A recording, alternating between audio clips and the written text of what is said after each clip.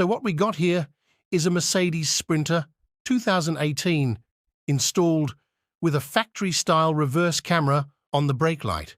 So it takes your original brake light out and puts a brake light-style reverse camera, and it's all done on the original Mercedes system. So we put it into reverse, just like on the original system, get it come up on the screen with full moving guidelines.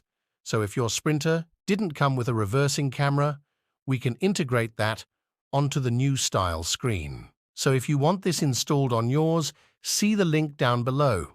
And thanks for watching. Your time for us is very much valuable for us. Make sure you like and subscribe to our channel for getting latest updates.